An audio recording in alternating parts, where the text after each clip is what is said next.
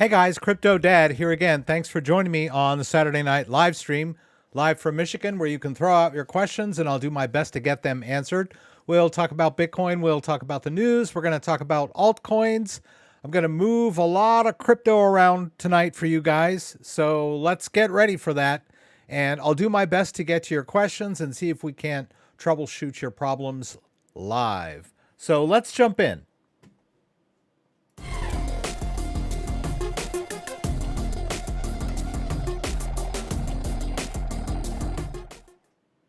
All right, so welcome everybody. I'm here again with the rig.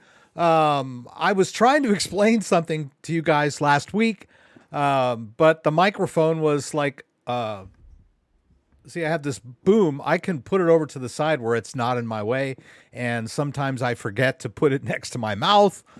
And so everyone was screaming at me, I can't hear you. And so my little thing didn't come out so well, but I'm going to try again quickly to explain this to you guys. Some of you may not care a hoot about any of this, but I'm going to explain it anyway. There is a thing called Cablegate, which is related to the new NVIDIA cards. Okay. So I have a new card, which I was trying to show you guys last week, the RTX 4090. I have the MSI version of the card, and these cards are really big. They take up like 3 slots in your computer, and there is a special cable that is required because of the power connector. And the cable gate surrounding this card has to do with this adapter catching fire or melting. And so I wanted to kind of cover that tonight because I do have the card. Now, this looks like an NVIDIA original card, or what they call, well, they got a word for it, which is not coming to my mind right now. But it's the NVIDIA original. But NVIDIA makes the technology, and then a lot of other GPU manufacturers incorporate that into their own versions, right? So it may just be this particular, the Founders Edition. There, that's it. So anyway, let me try to explain. When you put a graphics card in your computer, back in the old days, you could just kind of pop it in the slot and everything was fine. But now that they require more power for several years now, you need to connect your own you need to connect power cable to the card itself. And this card requires a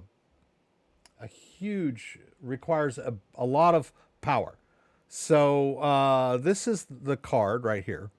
And as you can see, there is a, you can't really see it very well, but this is the power adapter. And notice these 3 cables going into it.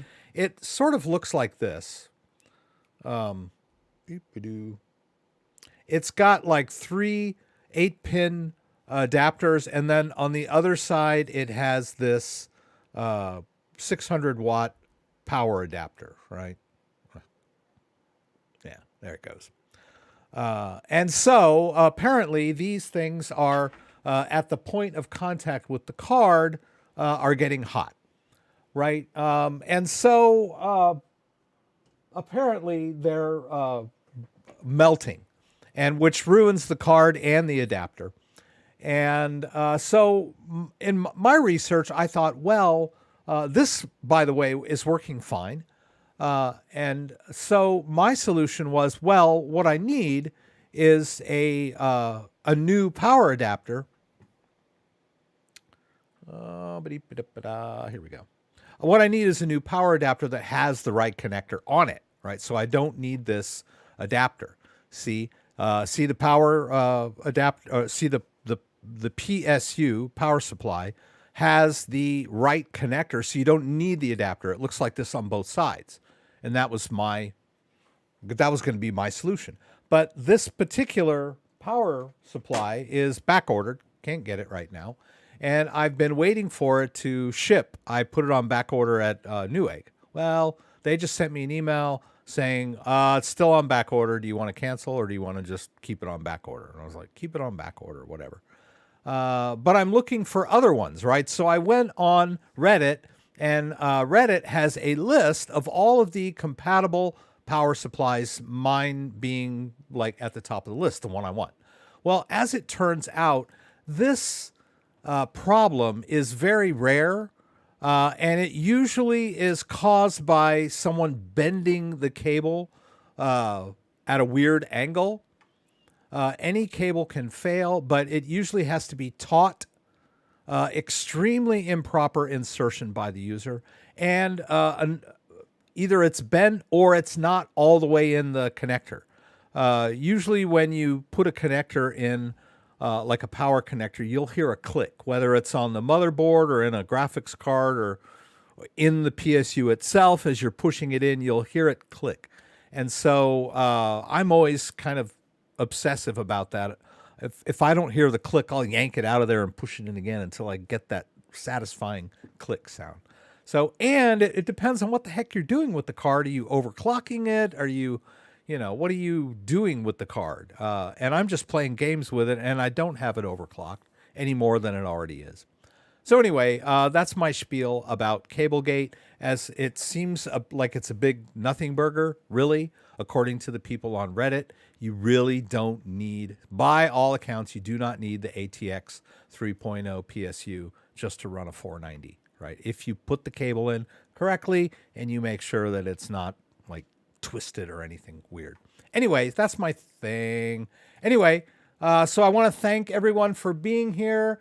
Sorry for the nerd alert there in the beginning, but I just thought maybe some of you out there were rig builder game players like me, who might have run into this problem, unless you're not the kind of person that runs out and spends $1,600 on a graphics card.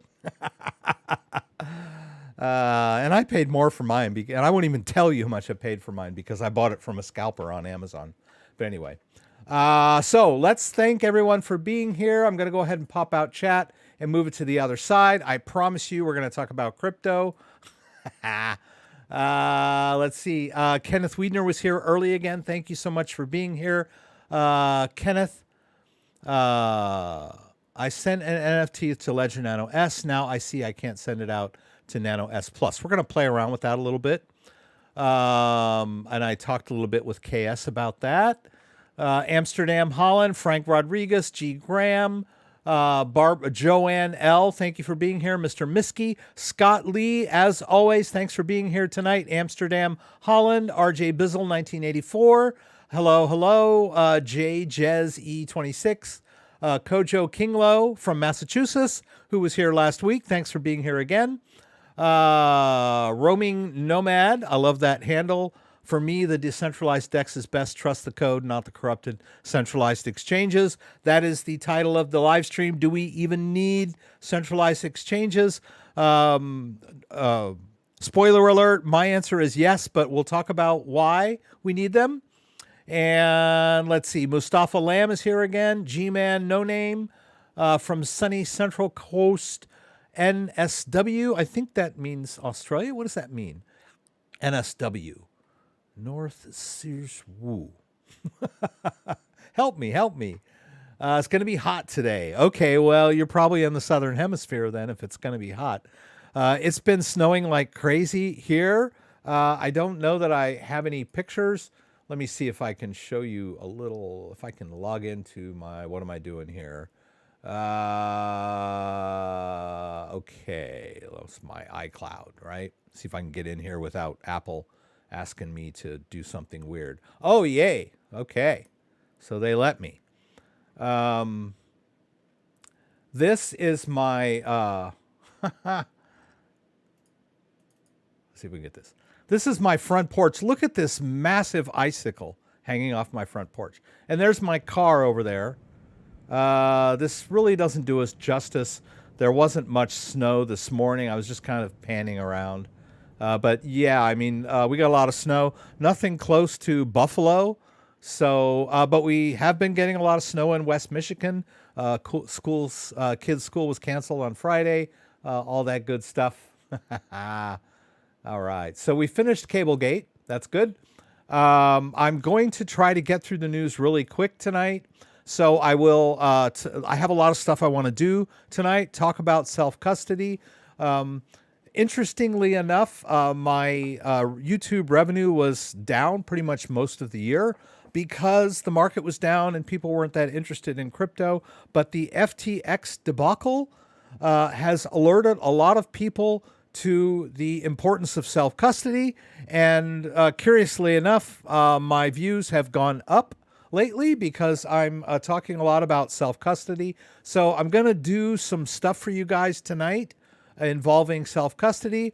There are some Ledger Black Friday specials coming up next week, along with Ballet Wallet. So we'll talk about that. But I got a lot of stuff I want to do. And I've got some affiliate links here for any of you who are interested in any of these products. I would appreciate you using my links. Bunch of stuff. And then I have the news linked down here for any of you that would like to read a little more into these news stories. So I'll try to get through the news as quickly as possible so we can get right to the meat of what I want to do tonight, which is support and explaining to you guys how to use self-custody, how to manage crypto between different wallets and on hardware devices. You'll see that I tend to be pretty ledger-centric, but I've got the Trezor set up. I was doing a video for Trezor earlier, so on a Trezor setup. So I do have a Trezor set up. Let's see if we can't use that a little bit tonight. Okay, so let's jump into the first story. Market wrap, crypto market analysis. Roller coaster week ends with Bitcoin volatility falling, and boy, has it fallen. My goodness, my goodness, my goodness. I cannot believe that Bitcoin has been so stable over the last few days. It just boggles my mind. I'm, of course, sitting on the sidelines, waiting for a drop down to the 12,000, 10,000, 12,000 mark, waiting to jump back in and just digging my heels in. I've been on the sidelines for a couple of months now, and Bitcoin just won't go down. I just keep waiting for it, and it just keeps popping back up. And now it's been around 1,700 for the last couple of days, maybe around 16.5. But as you can see on Crypto.com, we're back up to 16,921. For some reason, this late afternoon, I don't know what happened, but it had been around 16,008, 16,007 most of the last couple of days. And now all of a sudden it's on the rise again for some unexplained reason. I'm beginning to think that this whole thing has been rigged. I did want to kind of point out that I think some of the legacy people are worried that Bitcoin is going to bring the broader markets down, which is weird, isn't it? I've been complaining how Bitcoin has been correlated with the market ups and downs most of this year.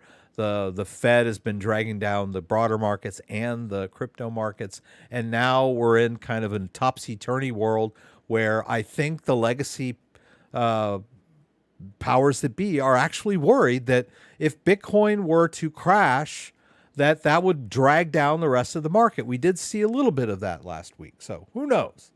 Anyway, we're back at almost 17,000 again, but it's been in that tight range for the last several days. All right, the latest prices are brought to you by Crypto.com, a cryptocurrency exchange for your phone, where you can buy, sell, trade, deposit, withdraw, stake, do all kinds of fun stuff with cryptocurrency right on your phone. They also have their Metal Visa card, which you can use to buy things in the real world by liquidating your crypto. It takes just a few minutes, and I've done it many times. I've been in line at the grocery, and I wanted to use my Crypto.com card, and I looked in my Crypto.com account and said, let's sell, a couple $100 worth of Bitcoin, top up the card, and make our purchase, right? It only takes you a few minutes. You can even go to an ATM. Anyway, that's Crypto.com, a partner of mine. They were in a little controversy last week, but it looks like they've weathered the storm. Sounds good to me. I'm happy for them. Some people have not so much. All right, we'll talk about that. So here we go. We've got the market analysis. Bitcoin had been a crazy week. There's not going to be too much Fed or market action until December, because the last CPI was out and the last Fed meeting was early in November, right? So now the market has to go on is the jawboning of the Fed people, and they have been. Really, there's not much going on, so all they can do is jawbone about whether they're going to raise rates or whether they're not going to raise rates, or whether they're going to raise rates faster or slower. I mean, it's just been ridiculous, right? We don't really have much of a market. It doesn't really run on fundamentals anymore. It's just this giant casino that hangs on every word of the Fed. It shouldn't be that way, but that's how it is, right? So yeah, I mean, this article talks about St. Louis Federal Reserve President James Bullard offered support for hawks. Fed Reserve Vice Chair Lael Brainerd said something that was sort of dovish, and markets are kind of going up and down. Now here, the inverse relationship between BTC and US dollar reversed completely. Since June, a move higher in BTC meant a move lower in the dollar index, and vice versa. Since the FTX collapse, BTC and DXY, which is, I guess, a market of the dollar, have become strongly correlated, which is kind of weird.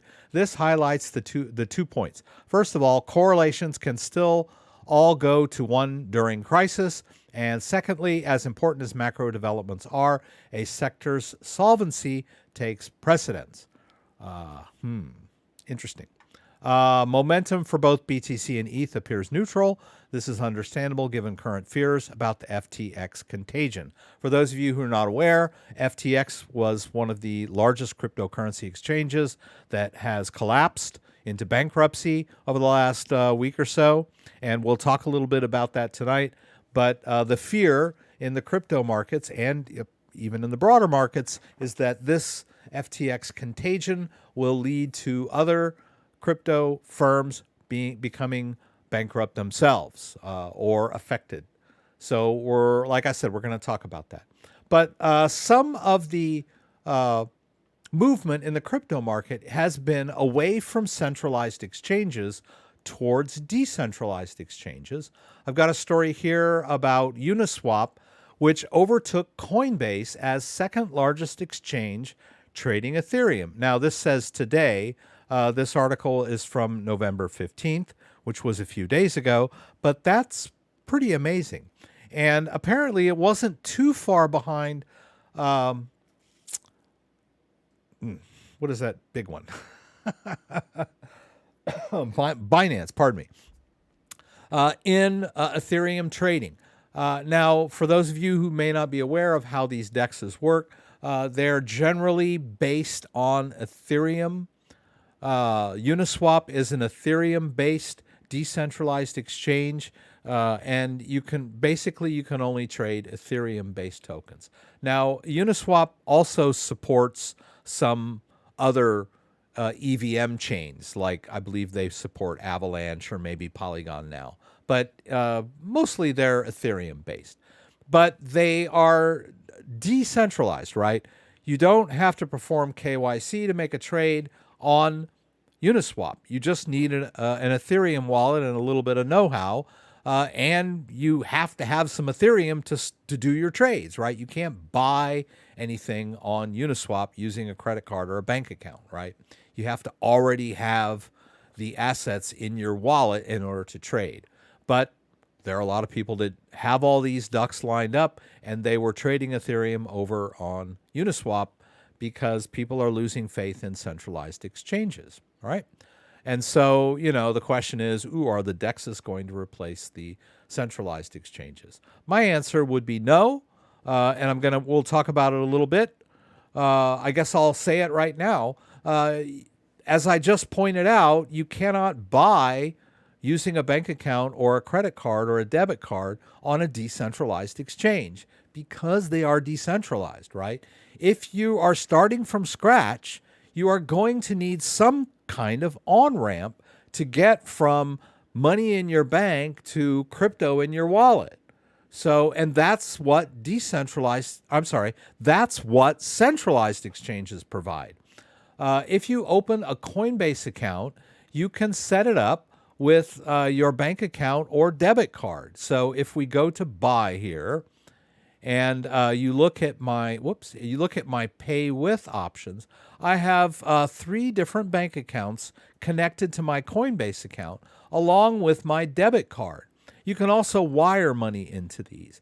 But if you are starting from scratch, you need a centralized exchange to buy the crypto that you're going to need to trade over on a DEX, right? You can't just like jump into a DEX cold with an empty wallet, right? It doesn't work that way. So you still need centralized exchanges in order to get your wallets funded. Now, there are other ways to get your wallet funded besides a centralized cryptocurrency exchange, but these are very esoteric and need a lot of extra know-how. You can do it over the counter if you're rich and you know how to deal with that kind of thing, or you can go on, some like Craigslist kind of places where, someone is willing to sell you Bitcoin for cash. This would get your wallet going and everything, but it would have to be Ethereum if you wanted to trade on DEXs. You can't really trade Bitcoin on decentralized exchanges. There are ways to do it, but using maybe wrapped Bitcoin. And then another big one for centralized exchanges: how are you going to cash out? I mean, I know if you're a big believer in crypto, like me, you just hold the crypto in your wallet after you make trades. But most people are of the mindset that they're coming in to trade crypto so they can get rich quick, and then they want to go buy a Lambo or, order extra stuff on Amazon or whatever. So they need cash, right? So you need a centralized exchange in order to sell your crypto for cash and then transfer it back into your bank account. So yes, we still need centralized exchanges. But having said all of that, I don't keep my crypto on centralized exchanges long term because of all the things that could happen. We know about FTX, but that is not very likely with Coinbase or Binance US or KuCoin or Kraken or anybody like that. But there are things that can happen. If you accidentally enter your password incorrectly several times, you can get yourself locked out of your account. This is very common for newcomers. If you lose your phone and you don't have your two-factor, if you've set that up, then you're also unable to gain access to your crypto accounts. So user error can get you locked out of your account. If someone is trying to hack into your account, they'll lock your account up until you prove that it wasn't you and that you are who you say you are. The government could seize your funds on centralized exchanges. There's just all kinds of reasons why we don't want to store crypto long-term on centralized exchanges, but we still need them as on-ramps and off-ramps. Enough said. All right, let's check the next story here. Wall Street banks seen as unlikely saviors as crypto funds struggle. Blockchain true believers say the nascent industry represents an existential threat to traditional finance, right? That's the oldest story in the book, right? Bitcoin was created as an answer to the corrupt Wall Street banker stranglehold that they have on the financial system, and the monetary system, right? It's a big boys game, and it's a big club, and we aren't in it, right? So Bitcoin is a decentralized cryptocurrency, a currency that can be sent across the world or across the room or across the world with equal ease, right? And anybody can own it, right? All you need to do is set up a Bitcoin wallet, right? And find a way to get your hands on some Bitcoin. So it took years for the crypto industry to gain trust and capital from the major institutional players on Wall Street. And just as more big traditional players seemed on the cusp of making a move into the fast-growing blockchain markets, the messy collapse of Sam Bankman-Fried's crypto empire has renewed comparisons of the digital asset industry to the Wild West. Well, yes, Sam Bankman-Fried's crypto empire did collapse, mostly because of mismanagement and fraud. And that was just one cryptocurrency exchange. If you recall, there was a guy named Bernie Madoff that was also running a Ponzi scheme, and no one questioned whether we should still be using the dollar after Bernie Madoff was his Ponzi scheme collapsed, right? And I will also point out that in 2008, we almost had a collapse of our financial system from the subprime mortgage crisis, right? So there are a lot of comparisons to make here, right? Between crypto and the mainstream. And they like to paint crypto as being some Wild West aberration, that doesn't really happen because, everybody trusts banks and Wall Street these days. And that's really not the case, right?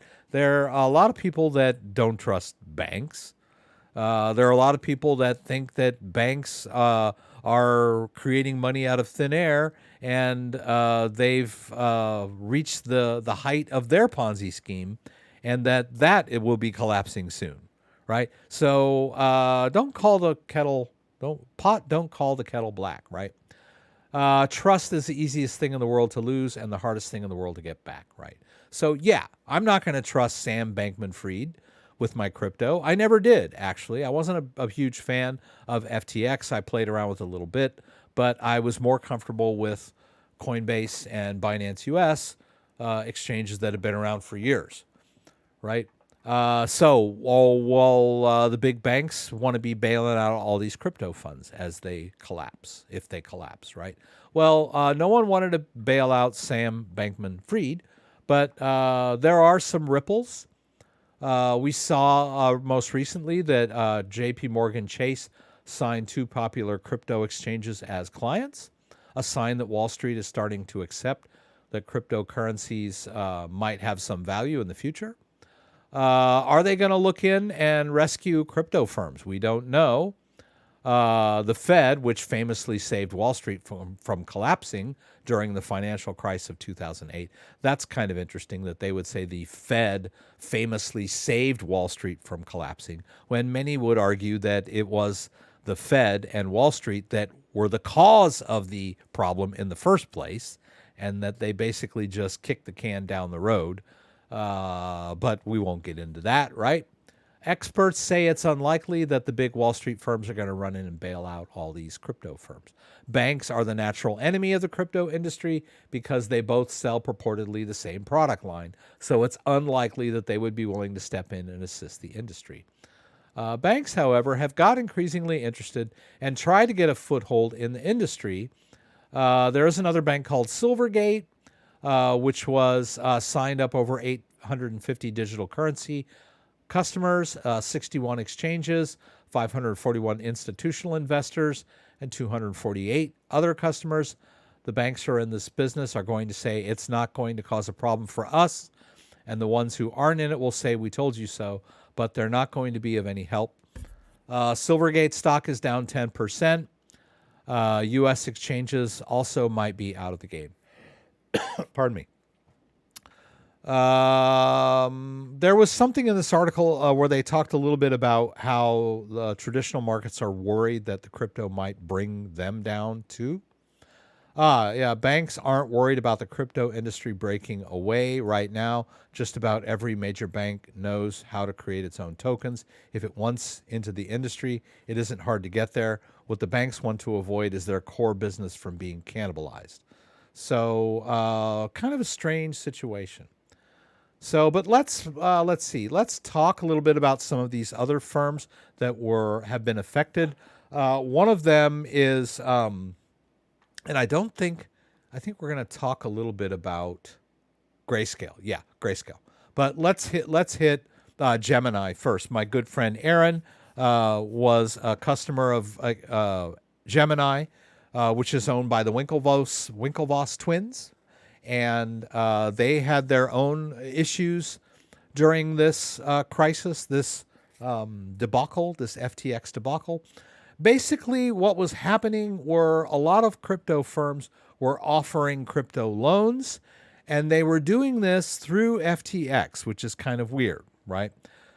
Because I can understand if you want to use your crypto as collateral for a loan, but a lot of these crypto firms were offering not only the ability to put up your crypto as collateral for loans, they were also offering you percentages on those loans, and that money has to come from somewhere, and it can't really come from anywhere except by lending out people's deposits to other people and charging them a higher rate, right? And most of that was going through FTX. And so Gemini had a loan program, which they suspended withdrawals from their yield earning program, right? They also have their other core business, which is their cryptocurrency exchange. But the fact that they stopped allowing withdrawals from their yield earning program caused people to start to worry about their overall liquidity, right? And so they suffered 485 million of outflows, right? Which I haven't heard that they've declared bankruptcy or anything, but it is the weekend, right? We could see the proverbial poo-poo hit the fan on Monday for all we know, right? And this is Gemini. It's a big cryptocurrency exchange. It's been around for a while, but people are losing faith in it and starting to make withdrawals, right? Outflows. Well, enough about that. I did want to talk a little bit about the FTX thing. SBF's lawyers terminate FTX representation due to conflicts of interest. So now even his lawyers are abandoning him, mostly because he is tweeting out a lot of stuff, which is causing them issues. They renounced represented the entrepreneur, citing a conflict of interest. The decision to withdraw from representation after SBF's tweets were found to disrupt the law firm's reorganization efforts. Starting November 14th, SBF published a series of tweets that amassed extensive attention across crypto Twitter. The move, however, sparked speculations that the cryptic tweets were used to distract bots from noticing concurrently deleted tweets. While no ill intent could be concluded, Paul Weiss attorney Martin Fluenbaum believed that SBF's incessant and disruptive tweeting was negatively impacting the reorganization's efforts. We informed Mr. Bankman-Fried several days ago, after the filing of the bankruptcy, that conflicts have arisen that precluded us from representing him. So, and I don't know where Sam is right now. A lot of people are calling for his head on a silver platter, but apparently he is continuing to quote unquote make moves to try to get funding for his ailing firm. Hey, can I borrow $8 billion? I'll pay you back, and I'm going to give you a really sweet deal. We talked about that one last week. I don't think anybody's going to fund him. On a related note, Elizabeth Holmes, the CEO of Theranos, was sentenced this week for corporate fraud and sentenced to 11 years. For those of you who may not be aware, it has nothing to do with crypto, but it does have to do with rich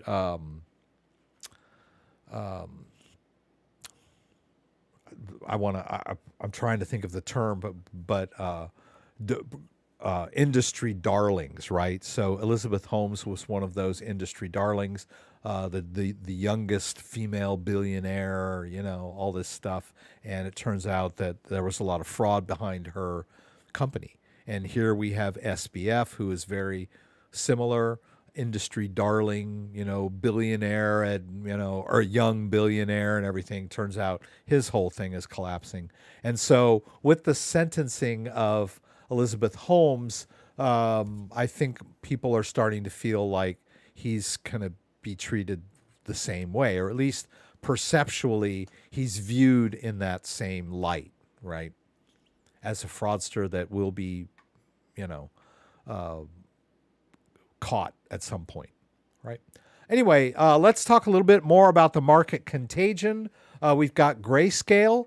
Grayscale is a firm that holds a lot of Bitcoin, and they run a fund that is not directly, they own Bitcoin, but you're not directly buying into Bitcoin when you buy a share of this company, but you are indirectly investing in the price of Bitcoin or Bitcoin as a whole. They have a discount, which means that that when you buy a share of Grayscale, you're sort of buying Bitcoin at a discount. It's kind of odd how it works, but Grayscale Bitcoin Trust is a subsidiary of the Digital Currency Group, and the Digital Currency Group also owned another company that sounds a lot like Gemini, but it's not. It's called Genesis, and they are a big over-the-counter firm, and they're facing financial difficulties because of the FTX thing. They had a lot of exposure to FTX. They had been bailed out earlier this year, but you have to remember that Grayscale is a subsidiary of Digital Currency Group, which also owns Genesis. So Grayscale really has nothing to do with Genesis, except that it's kind of one of their sister companies or brother companies. So they don't really have any exposure, supposedly, to Genesis or FTX. Maybe some mild exposure to FTX, we don't know. But people are starting to lose faith in Grayscale Bitcoin Trust, and this could be a problem if because a lot of this is perception, right? People are talking about, we're getting a lot of crypto exchange runs. We talked about that with Gemini. People are running to the exchanges and withdrawing their crypto. It's very similar to what a bank run is. Now, I can assure you that if a majority of people in the U.S. lost faith in Chase Bank and started running to Chase Bank and withdrawing all of their money, Chase Bank would fail rather spectacularly, right? It's just a matter of trust. They only have a fraction of the reserves that they've lent out or given out or, customer deposits, really. So banks are in the same situation if people start to lose faith. And so if we see people losing faith in Grayscale Bitcoin Trust and selling and their stock price going down, that could be a drag on the market and the cryptocurrency space in general. But you have to remember, this is really not Bitcoin, right? This is a company that owns Bitcoin that other people can invest in, right? But I just wanted to point this stuff out because there's there are a lot of ripples in the crypto sphere because of the FTX collapse, right? We're seeing it affected Crypto.com last week. It was affecting Gemini this week, and it's affecting the Grayscale Bitcoin Trust. And, more, actually, I'm surprised that this Genesis story hasn't gotten more traction, right? Because that's pretty severe too. So let's talk about some good news, right? Bitcoin Bling, Drake is latest rapper to flex an iced out Ledger wallet. He showed it on his Instagram on a marble countertop. I guess that's diamond encrusted Ledger Nano S. Interesting though, his tweet was, what did he say?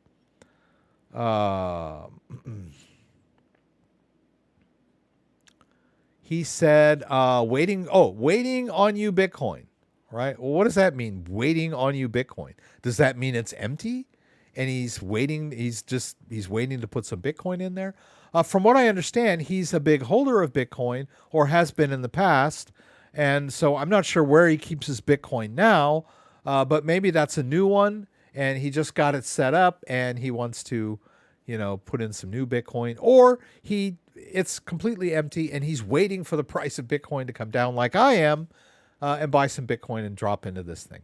But it's pretty cool. Ledger has has a good reputation now with entertainers as being the go-to crypto hardware wallet. Here's another artist, Sweetie? Is it Sweetie? Yeah, see, you can tell I'm not with it, right? I don't know how to pronounce any of these latest artists. But she's using her Ledger Nano in her latest music video. Pretty cool stuff. You saw me order that Ledger Nano X Black on Black last week, a couple weeks back. I still don't have it, but I did get a notice from DHL that Ledger has shipped me something. I talked to my Ledger rep, and she said that she would be sending me some cool stuff. I don't know if it's going to be some ledgers. I would hope it's going to be some more ledgers. I always like to get those, but it won't be here until the 22nd. That'll be Tuesday. Maybe I'll drop another video on Tuesday. I was going to drop one on Monday to talk about the Black Friday special for Ledger, which will be going on starting November 21st on Monday through Black Friday. I should also mention that I'm going to drop a video on the Ballet wallet. The good people at Ballet wallet have some cool holiday themed Ballet wallets, and so I've done a video for them, and they wanted me to wait and drop it on the 24th, so I will. But that's a pretty cool wallet. And then I did some content for those of you who are fans of the live stream. You may have recognized this content as just snippets from last week's live stream. The live stream did pretty well last week because there's a lot of people interested in self-custody now, and some of the themes that I covered I thought would make good standalone videos. So this one about self-custody, I just took 11 minutes out of the live stream, kind of edited a little bit and threw it up as a new post, and it's got quite a lot of views. I'm pretty happy with it. And then I did a video on managing Polygon, which we talked about last week. All right, so we got through it. Oh my God, there was a lot of news to cover, a lot of me jawboning around, but let's see if we can get to some of the stuff that was talked about earlier in the live stream. Someone was asking me about sending an NFT from a Ledger Nano S to a Ledger Nano S Plus. So I'm not sure what he means by that. How does he have this thing configured? But I'm going to try to recreate it. I don't have an NFT on a Ledger Nano S, but I do have one on a Ledger Nano X, and I will attempt to move it to my Ledger Nano S Plus, and we'll see how that works. Let me go back up here. I know there's been a lot of people hopefully just dropping comments about what I'm talking about, but if there are any, someone's asking me about VET and Ledger. Oh, thank you for helping. Oh, of course, Crypto Pete, you got it. Definitely manipulated. I agree. Unaffordable at some point when it's utilized as a confrontation protocol for social infrastructure like voting accountability. Interesting take on crypto. I did drop a video on MetaMask that Dan pointed out. Thank you for being here tonight, Dan and JDO. I forgot to say welcome to you guys. Let's see. I'm just going to go down here a little bit. There was a guy, SW, who may have left. If you leave your coins on exchange, they can easily be taken from you. Ledger keeps your seed phrase safe. Best way to safe in crypto. Yes. 12 words. Yeah, I've got some videos on the clarification between the 12-word seed phrase in your MetaMask and your Ledger device. We'll talk about that a little bit tonight. I'm going to hopefully get to that. I feel a little overwhelmed because there's so much stuff I want to do tonight. But when you set up MetaMask, it asks you to write down a 12-word seed phrase, and it sets up an empty account, which you can put crypto into that account. Now, if you want to so-called add ledger support to a MetaMask, you have to create a brand new account by choosing, let's see here. You would hit Connect Hardware Wallet. Now, when you do this, you have created a new account. Now, a lot of people get confused. They think that somehow now that the default account is now protected, but it is not. Only the accounts that are created and associated with the ledger are ledger-based and ledger protected, right? The private key for this wallet is on the ledger. Now, the 12-word seed phrase for MetaMask does not come into play at all on this account. This account is protected by the ledger, and the ledger is protected by its own 24-word seed phrase. So I know a lot of people get confused about this, and my biggest question is, how do I add ledger support to my MetaMask? And what they mean by that is that they may have a MetaMask account that has Ethereum in there, has tokens in there, and they want to know how to protect that account with their ledger. Can't do it, right? You've already created it. It already has its own private seed.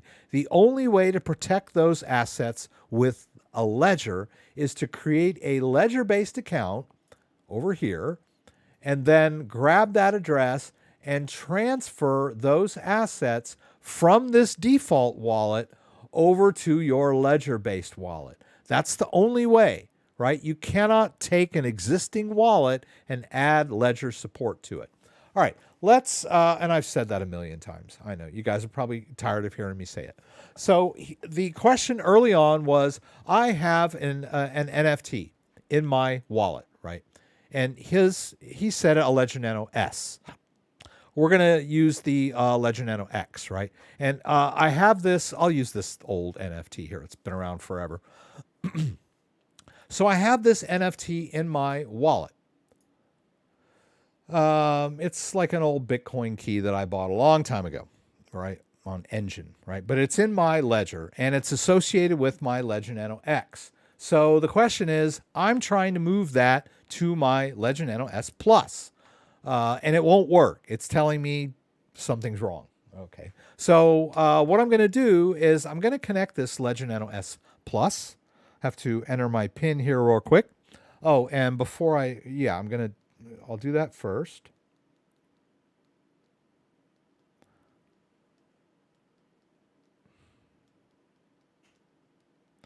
Actually, I like these. They're really easy to enter pins the way they've got them set up now.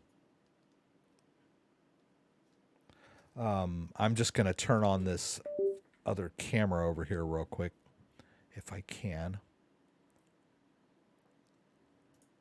Yeah, let's just... Yeah. Oops. Okay. All right, so this is my Ledger Nano S Plus. I wish it would come into focus. There we go. That's about as good as it's going to get. Yeah. I'm going to turn this off real quick. The other camera is not where it usually is. Whoops. So I'm just going to turn that off for a second. You can't see my face at the moment because I got the other camera set up for the Trezor. But anyway, before I jump into that, I'm going to hold down both buttons for a few seconds. I'm going to go into settings over here. I'm going to go over to security.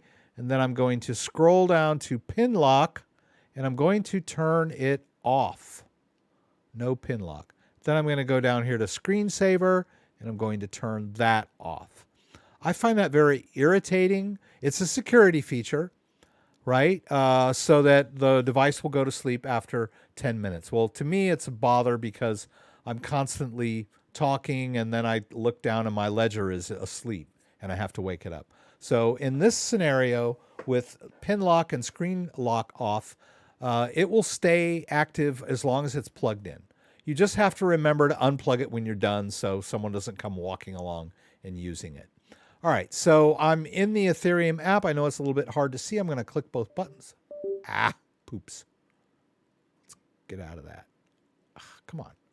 All right. I'm going to go into the Ethereum app. I'm going to hit both buttons. Let's go back over here. Now what I'm going to do is, gosh, I wish I could. Let's try this here. Is that going to work? Yes. Okay. Let's do that. I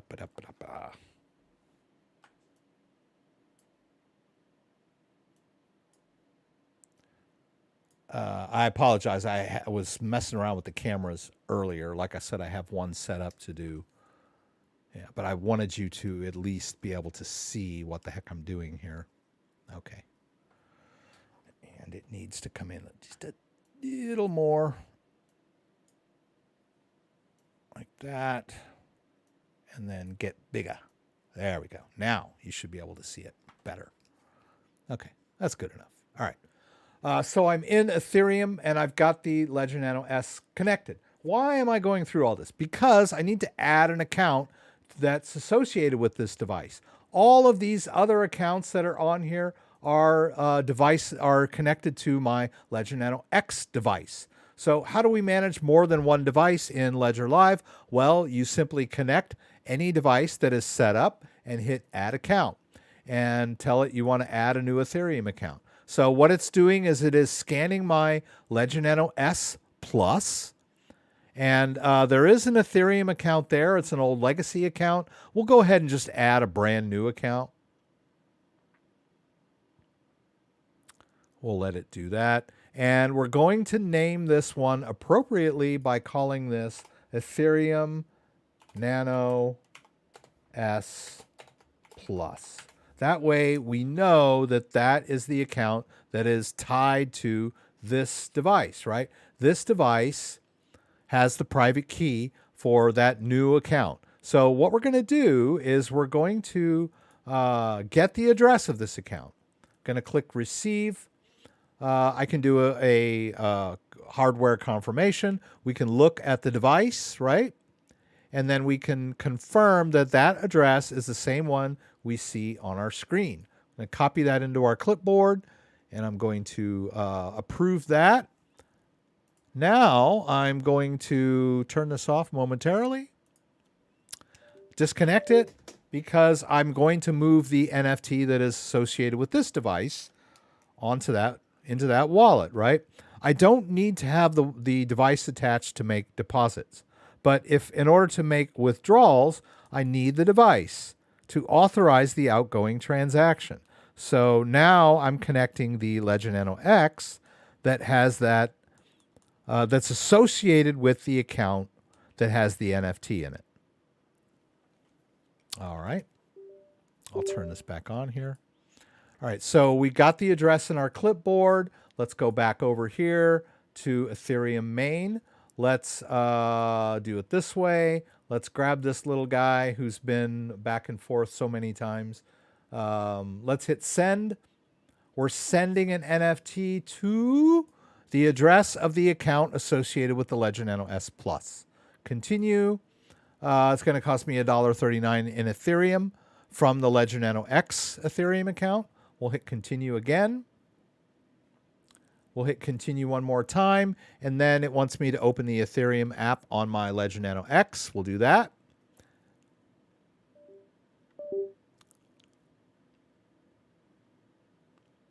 And then there's an overview of what it wants me to do. I can review the transaction. I'm transferring an NFT. We go over to accept and send and hit both buttons. And off it goes. Now you would, I think it was SW, I think it was, had said that he got some kind of message that told him that it was not possible and that he should try using OpenSea or, well, I don't remember what the other one was.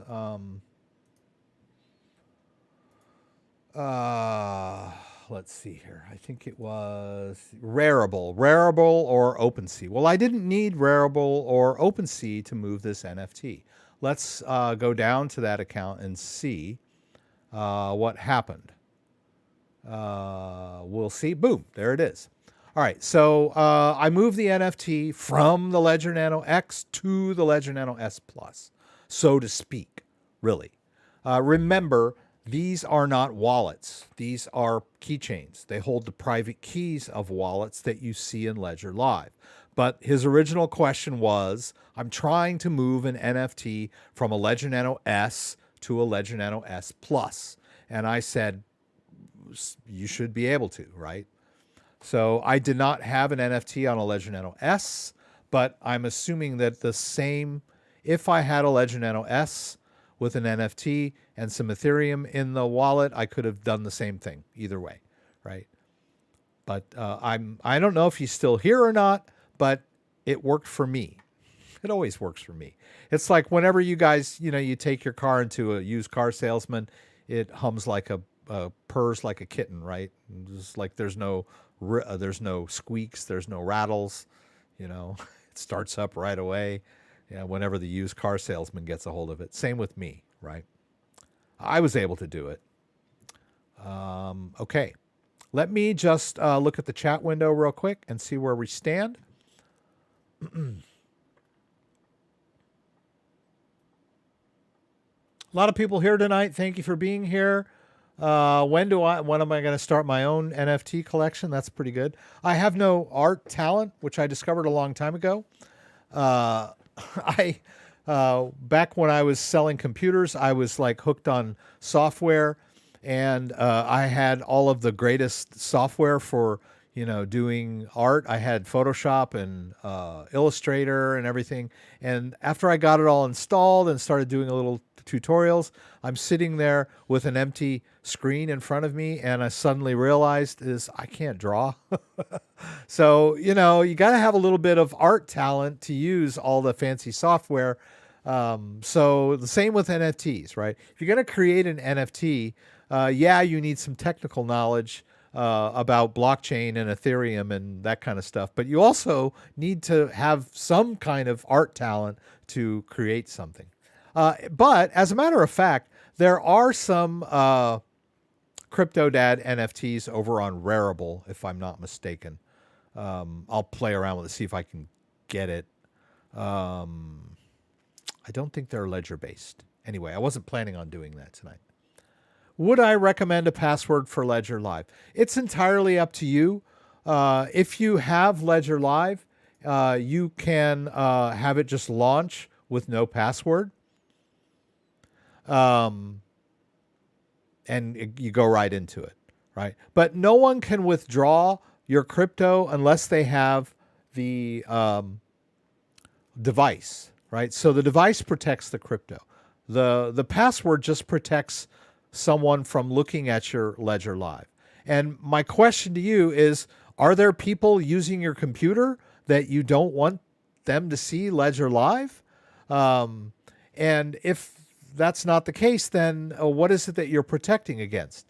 The out of the ordinary cat burglar that manages to get into your house and get your computer booted up and somehow gets past your Windows password and then just goes into your Ledger Live?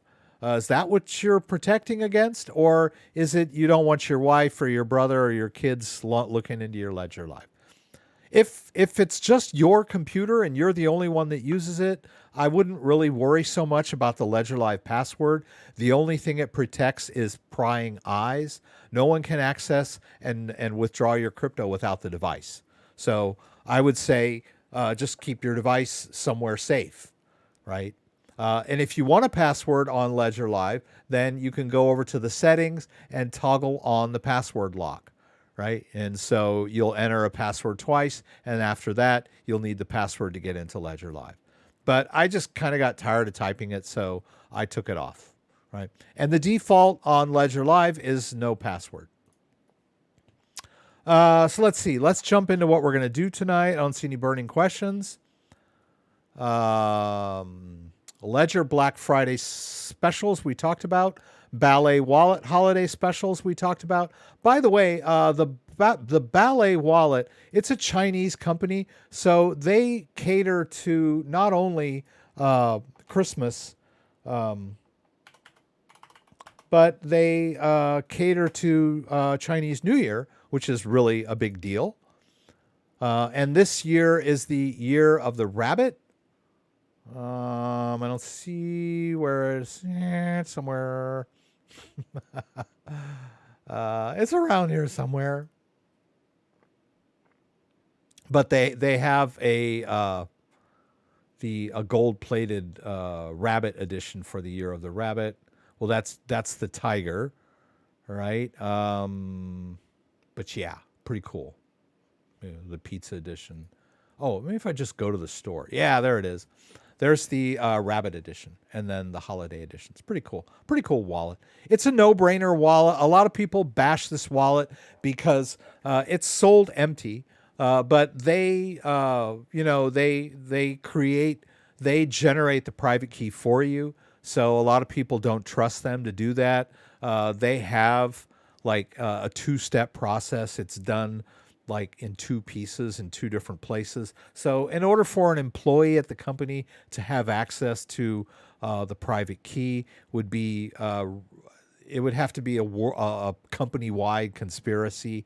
And as soon as one wallet got emptied, the whole company would crash. And they've been in business since 2017. So it's not like they're in the business of stealing people's wallets.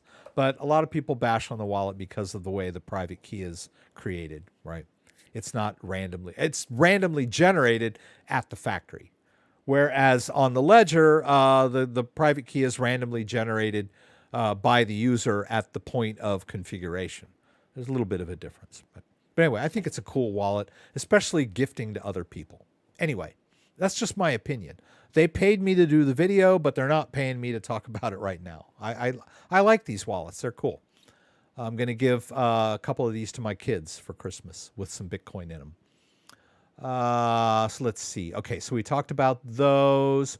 We're going to buy and transfer some crypto. We're going to go to Coinbase, buy some Bitcoin and put it in our Ledger wallet. And then I did that last week, but I'll do it again. Right, let's do this real quick.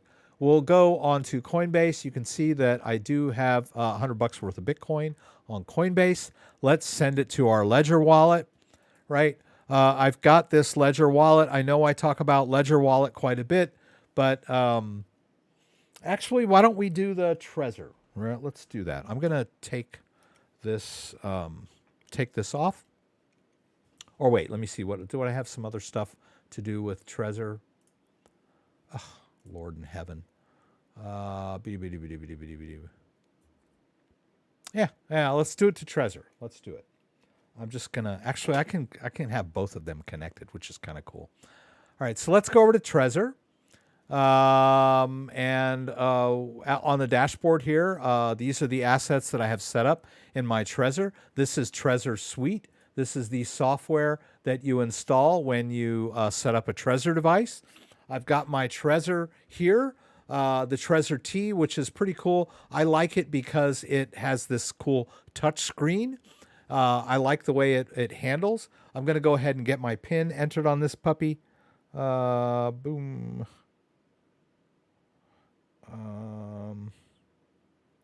It's a little tricky getting the PIN entered because I'm kind of all thumbs, but it worked, right? All right, I believe it's set. All right, so let's go to the Bitcoin wallet. Let's get a receiving address. I'm going to click Show Full Address, and then I'm going to go over to this thing. Oops. Whoa, sorry about that. That's my glass of wine. All right, so this is the Trezor, and you'll see why I set the other camera up, because it's kind of hard to hold it up. I'm holding it down so that I can see the orientation myself.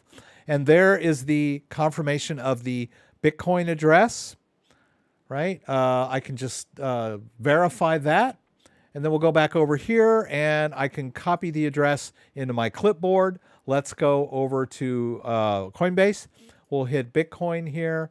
I'm going to go to the wallet, and then I will do a send. I'll send it all. Whoops. Oh, is it empty? My bad. There's no Bitcoin in here, or is there? Why does it say there's Bitcoin in there? Should be empty, right? It still says there's Bitcoin in there. What's the deal? Okay. Okay. That was bizarre. I had been moving Bitcoin in and out of this, so it was kind of weird. Okay, there. So I'm sending all of the Bitcoin over to the address of my Trezor device. We'll hit continue here. We'll go ahead and send now. I'm going to need my two-factor on this one.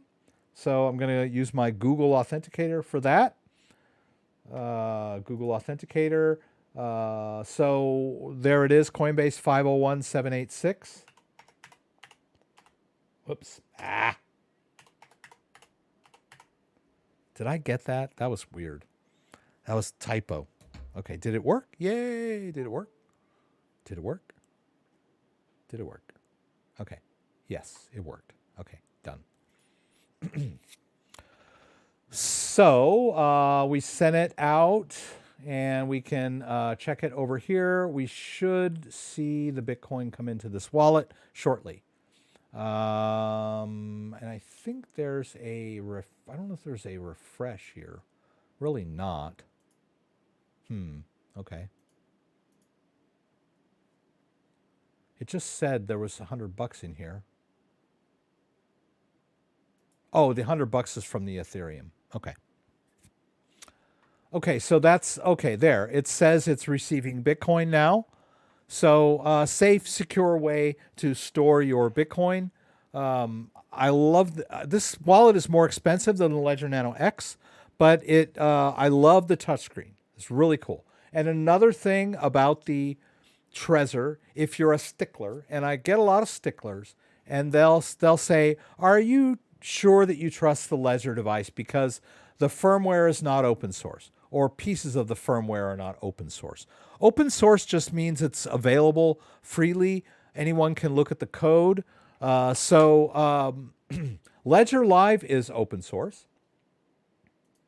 We can do Ledger Live GitHub. So you can see the code for Ledger Live on GitHub, right? You can also see the code for Trezor Suite on GitHub.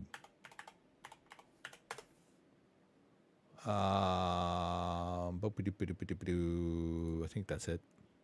Yeah. So both of the software for the wallets are open source, but some people don't trust ledgers because the inner workings of the device are proprietary. Whereas the in the Trezor wallet,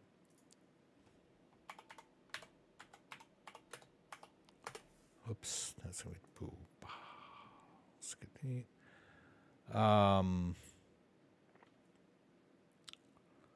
Compare Trezors. Come on, Rex. What the hell? Okay, there.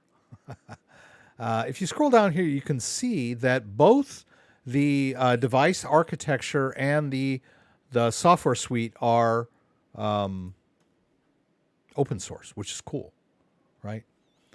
So if you're a stickler for that sort of stuff, then Trezor is, and Trezors have been around forever. I think Trezor came before Ledger. But in answer to that concern, even though the inner workings of the Ledger devices are black boxes, they're proprietary, they are tested and certified by third parties.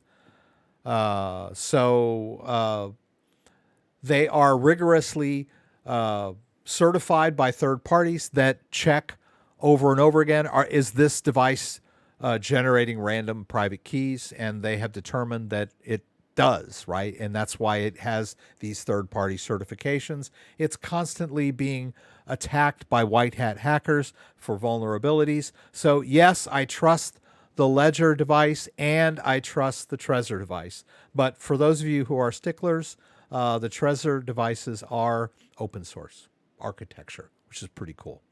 and I love that touchscreen. But yeah, it's like a little more. I don't know if Trezor's going to have any Black Friday sales. They probably are. So if you're in the market for, a Trezor next week, would probably be a good time to check it out. All right. So what else are we doing tonight? Oops. Coinbase to Ledger, Binance US trade for BTC and back to wallet. I wanted to sort of show you guys how we do that. And what I'm going to do is I'm going to go over here to Binance US. And let's see. I don't know if there's anything in here at the moment. I'm going to try this. This is, yeah. So what I want to do is, the question is, okay, how do I use a centralized exchange without leaving my assets on the exchange, right? You can see I've got a little bit of dust in here, some BNB and some Matic, but I want to make a purchase of an ERC20 token. Is that what I wanted to do? What was I going to buy? Oh, okay, so I was going to buy some BTC. Okay, we'll buy some BTC, and then we'll do a swap on Uniswap. Yeah, using the ledger. We could also use the Trezor, but I don't really have enough in there right now. We could maybe play with that. So yeah, let's stick with that. Actually, let's do, instead of BTC, let's do ERC2. Let's do Ethereum, right? So we can put it back on the Trezor. So let's do that. Let's have some fun tonight. So I have some Binance US dollar on my Ledger device, right? I can use that to fund my Binance US account, right? So I could use it to, I could use my bank account if I wanted to, but let's just assume that I got to pay bills and I need the money in my bank account. But I do have some stable coin on the sidelines over here, some Binance US dollar that I want to use to make some purchases. So let's see, let's do 200. All right. So first of all, I need the address of Binance US dollar. So I'll say I want to do a deposit, and I'll deposit through, I'm going to use Binance Smart Chain because Ledger supports Binance Smart Chain. All I need is the address. I'll go back over to my Ledger device, and then I'll do a send over to Binance US. I know that this is correct. It doesn't auto verify, but that's not a deal breaker or anything. It just means you need to eyeball it and make sure it's correct. All right, we'll do $200 worth. Let's do 220. Okay. We'll go ahead and send that over. We'll hit continue here. And I need to authorize it on my device. Watch this. All right, it wants me to open the Binance Smart Chain app on my Ledger device. And then I'm going to need to authorize this outgoing transaction over to Binance US. Right there. I'm transferring $219 Binance US dollar over to their exchange. I got that. Now this is from my Ledger. So what we're going to do when we get that Binance US dollar over there, we're going to swap it for Ethereum and then move the Ethereum back over to my Trezor device. That'll be fun, won't it? Okay. The nice thing about this is I can have both devices connected and they don't interfere with each other. Like if I have two ledgers connected to the same computer, things go weird. But when I have a Trezor connected to one USB port and a ledger connected to a different USB port, they don't interfere with each other. It's kind of cool. All right, so that went out, right? And then we can go over here and just kind of wait. Now this might take a while. I sent some Ethereum from Binance to Binance US earlier, and it took like an hour and a half. So I hope that doesn't happen to me tonight. If it does, we can work around it, but I just hope it doesn't. So Binance US dollar, we can look at that and see that there is a pending deposit coming in. So hopefully it'll clear in the next few minutes. Binance US dollar travels pretty well. between wallets and Binance, right? Because it's their stable coin. So it does a pretty good job. It's pretty fast. We'll see. Let's do one more refresh. And we'll just keep an eye on it while I check the live stream chat window, see what's going on. The guy SW that was here earlier asking about moving his NFT apparently left. I don't see him here anymore. So hopefully he'll check back. Okay, so I'm just going to scroll back up here. Simon Bernie is asking some questions. I have Authenticator on my phone. What happens if I lose my phone or it dies? I cannot access Authenticator. Then you will lose access to your Authenticator codes, period. And you will need to go onto the exchange and tell it that you've lost your device and that you need to reset your account. It's quite a hassle, and it could take weeks because you have to go through a lot. You have to jump through a lot of hoops. So basically, if I try to log into Coinbase, if I get out here, let me sign out. Let's say that I try to log into Coinbase.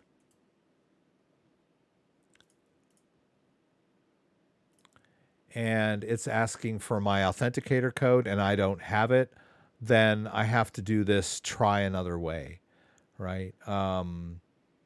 If I have a new authenticator app, I'm going to need to authorize I need to verify my identity, give them my driver's license, do all that kind of stuff. Now, the other solution would be if you have a backup of your two-factor codes, but I'm assuming you don't if you've lost your phone. So that's a big question. I get it a lot. I've done a lot of Google Authenticator videos. What happens when I lose my phone? And the short answer is you're out of luck, right? Because the phone is the security device, right? So the first thing I would say is don't lose your phone. I keep my phone with me pretty much 24/7. It's next to my bed when I'm sleeping. I carry it between downstairs and upstairs. I always have my phone with me. And when I'm out, it's in my pocket or in my hand, right? I don't like leave it on toilets or, on dining tables or whatever. Don't lose your phone. But there is a way to back up your Google Authenticator codes, right? If you go to Google Authenticator and tap these three dots here, you can export your accounts to a different device. Now, you may have an old phone. You may, a lot of people have old phones laying around. You really don't need to have the latest, greatest phone. It does sort of need to run the latest version of Google Authenticator, so it can't be ancient, right? It can't be an iPhone 4 or whatever. But when I bought this new iPhone, I hung on to my old iPhone. And that old iPhone has my Google Authenticator codes on it. And so if I lose this phone, I can buy a new phone and then export the codes from that secondary phone of mine, right? Because I've got insurance on this phone. So, if I lose this phone or break it or whatever, I can get it replaced, but it would be blank, right? I wouldn't have my Google Authenticator on there. But I have the codes backed up on my previous phone. So I could export from there. So that's one way and you can export your codes to an iPad or whatever, or your wife's phone, or your kid's phone or whatever. Most families have several phones floating around or devices.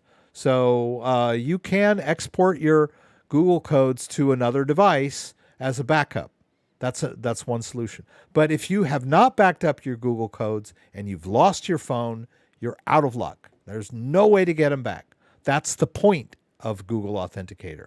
If you could just wave your hand and get all your codes back, then what's the point of keeping it on your phone? It's not a very secure device if the codes can just be recreated out of thin air. Now, there are other authenticators like Authy.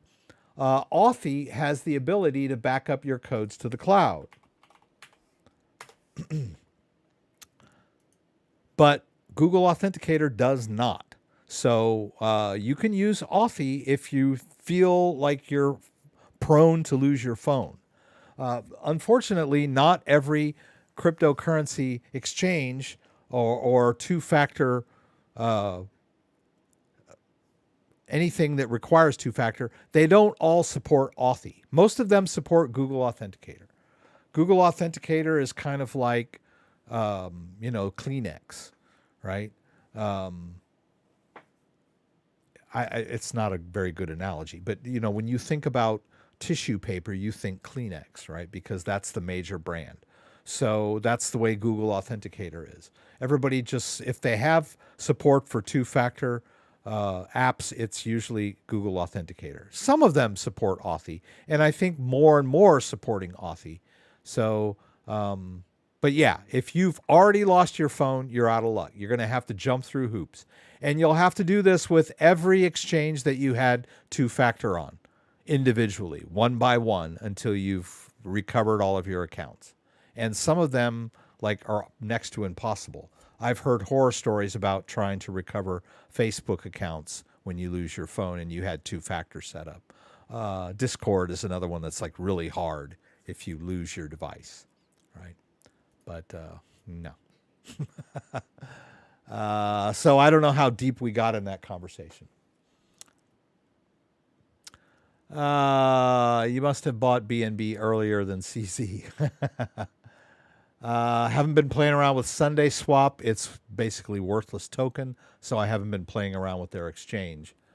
When I first got into authentication, Authy was the only one that offered backup on the cloud. Today, I'm not aware of any major exchanges that do not support Authy.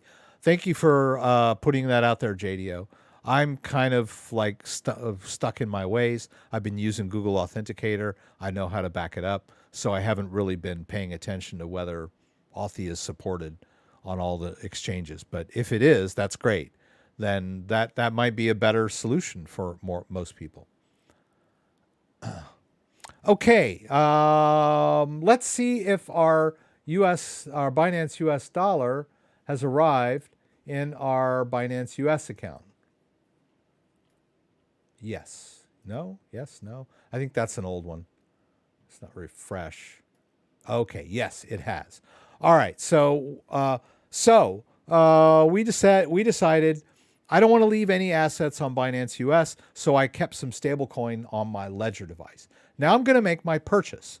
I'm going to buy some Ethereum. Oops. Yeah. I'm going to buy some Ethereum. And I'm going to use Binance US dollar to purchase said Ethereum. So let's do a buy ETH at market, and I'll just use all of the Binance US dollar I have. And that's going to net me, whoops, oh, I used too much. Right? All right. I don't know why I couldn't use 100% of it, but I couldn't. So now we've just made a purchase by using stable coins that we had stored on our, we were using self-custody on those stable coins. They were in my Ledger-based wallet. And so I transferred them in to Binance US, made my trade. Now I want to get them off, right? I want to move the Ethereum to my own wallet. So let's use the Trezor. All right. So we'll go ahead and go over to, let's see, accounts. Yeah, I'll hit accounts. I'll go over to the Ethereum wallet. There's a little bit of Ethereum and some Link in there right now. I'll go ahead and do a receive. We'll click show full address, and you should be able to see it over here. Oh, I got to enter my PIN. Oh, this thing. It's doing the same thing the Ledger was doing. Okay. Okay, sorry guys. I got to put the PIN in again. This is rather irritating. All right. Now I'm wondering, is there any way to... Okay, so there's the verification. All right. I'll hit that. Let's go back here. We can copy the address. We'll go back over to Binance US. Let's do a withdrawal. Let's do it all. and ERC20 network, and then I'll put in my address of my Trezor. Now, I get a lot of people that are concerned. They hit this and they go, oh my God, it's it's $1.24. Let me go back and see if there's anything I can do. You know what? I'm going to check this out. BEP20. Oh yeah, that's a lot cheaper. Let me do it that way. Boom. And then it's disappeared. They don't know where it went because they don't even know what Binance Smart Chain is. The only thing they know is that they played around and saw it was cheaper, so they used it. So I get a lot of people that are contacting me, telling me, oh, I used Binance Smart Chain to withdraw my coins, and now I can't find them. I'm like, because you don't have a Binance Smart Chain wallet. You don't know what you're doing, and you're just overly concerned with fees. I know I get everybody, and people are asking me, sending me email, which exchange has the lowest fees? I'm like, dude, seriously, that's not my thing.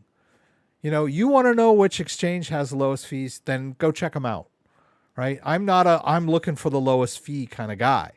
I'm like, I'm looking for an exchange that has liquidity, that's works, that's up when I need it. I'm not concerned about fees, right? The fees are secondary, right? Just try not to be so cheap. I hate to be critical, but I've dealt with cheapskates my whole life, and I find them particularly irritating. I think I told you I used to work at a computer store where I'd have guys that were driving around town looking for the best deal on a computer. And I'm like, dude, you're spending more on gas than you're going to save once you find this best price you're looking for, especially Apple computers back in the day. Apple computers were low markup items, because Apple controlled the market. So they sold to resellers, but the markup between wholesale and retail was very slim. So people were thinking they were going to find it like 50% cheaper down the street. Not going to happen. Anyway, I digress. Let's go back. Let's do this correctly because we're sending it to our Ethereum wallet, right? We want ERC20.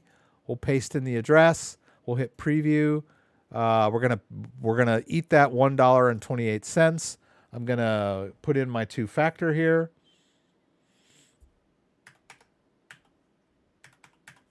And we'll hit done. And I'm going to need to check my email and confirm that withdrawal.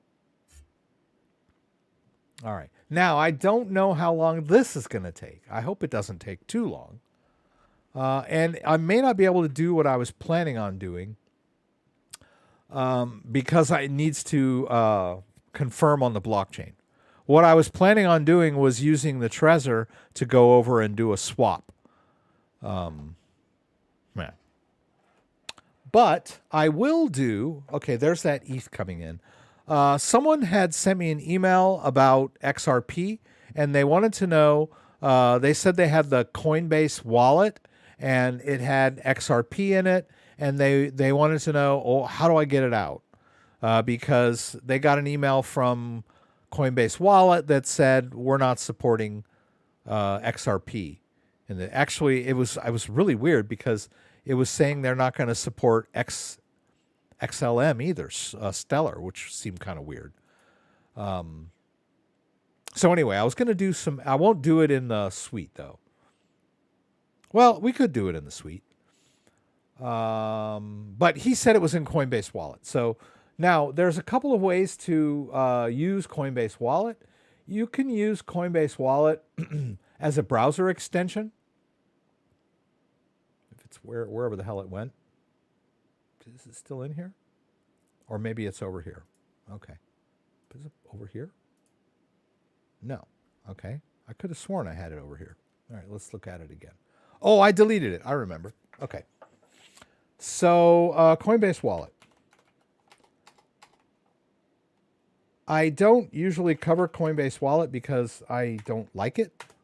One of the reasons that I don't like it is that because it has the name Coinbase on it, people think it is Coinbase. It's not Coinbase. It is a self-custodial wallet owned by Coinbase. And Coinbase has no interest in making that distinction to people because they just want them to use the wallet since they own it. And so it's very blurry wallet, right? People think that their Coinbase assets are automatically in this wallet, or that they can somehow access their Coinbase assets in this wallet. You cannot. There are two separate things. You have this wallet, and then you have your Coinbase account where you keep your Coinbase assets, right? So I'm going to say I already have a wallet, and I'm going to use my ledger. So they tell you, okay, connect your ledger, and they don't support Trezor for whatever reason. They say, okay, connect your device and make sure you're in the Ethereum app, which I believe we were. No, we weren't. Okay, so we click both buttons. We make sure we're in the Ethereum app. We choose Connect Now. And now they see one of my Ethereum wallets.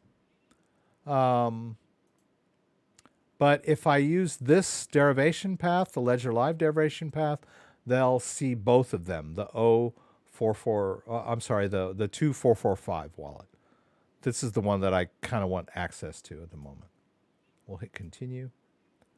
And then I need to sign the message on the device to let it know that, yes, it's okay for this software to access the public-facing part of the wallet, right? Now what does it want me to do? Your wallet is, now they want me to go up here and do this. Okay. All right, so there it is. I have to accept terms. If I have to go all the way down here, if I can just do this. Okay, there.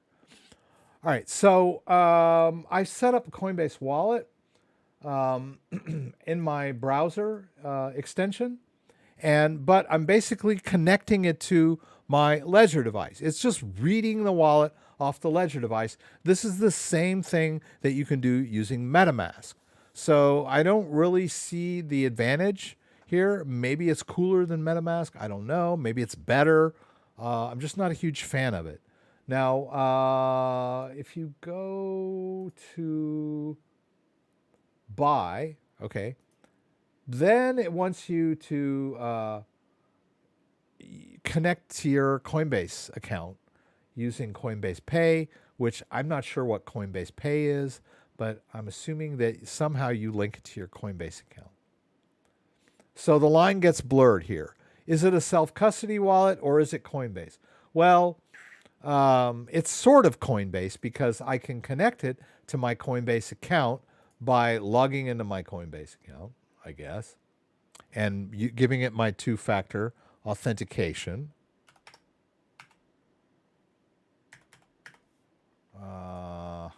Okay. And okay, yes, I guess. Okay. So I can say, okay, I want to add some, I can't add any Bitcoin, apparently. It's this extension, right? There's no BTC, right? It would have to be wrapped Bitcoin, right? This an Ethereum-based wallet. So I could say, okay, I want to do Ethereum, and it's going to take it out of the Ethereum balance of my Coinbase account, all right?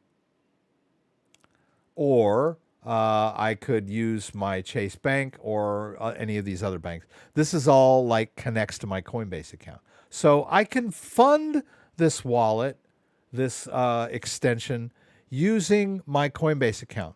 So in a way, I could directly, if you want to call it directly, go to Coinbase, buy some Ethereum, and send it directly into this Ledger-based wallet using the Coinbase wallet extension.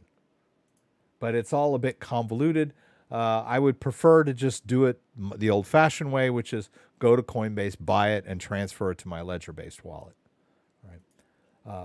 And you'll notice, too, that where did it go? Doggone it. Where the heck did it go? Is it just me? Did it just disappear on me? Or was I using it over here? No. Oh, my God. Coinbase. Oh, there. Pfft, sorry. I just couldn't see it. Okay. So that's Coinbase wallet. Now, and if you think that's confusing, let's look at Coinbase wallet on my phone, which may be where he was doing it. What I was trying to point out was not only can you not deal with Bitcoin using the Coinbase wallet, I don't believe you can, using the extension, that you can receive XRP, if I'm not mistaken. Yeah, it's only going to let me use the Ethereum-based part of the wallet. So he's probably using the phone-based version of Coinbase wallet, which is also confusing because first of all, it just says wallet when you download and install it instead of Coinbase wallet. It looks very similar, but you can receive XRP. See, it supports XRP deposits. And so our good friend who asked me this question has some XRP in the wallet. So what I'm going to do is I'm going to put some XRP in here. I'm going to copy this address. I'm going to go over to my KuCoin account on my phone, so to kind of make this phone-centric, so to speak. First of all, I need to put something. I need to transfer my Tether from my main account into my trading account. I'll do that. Oh, that was a cool sound. Let's clear the thing here. Let's clear this too. I don't like anything on my desktop except the recycle bin. Now I should have the Tether in my trading account. Yes. All right. So now we're going to go to trade, which I don't do very often on my phone. And I'm going to try, if I can, to get to XRP. All right. XRP Tether. That's the one I want. All right. I'm going to do a market order. Okay. And I'm going to spend 100% of my US Tether to buy the XRP. Second. My trading password.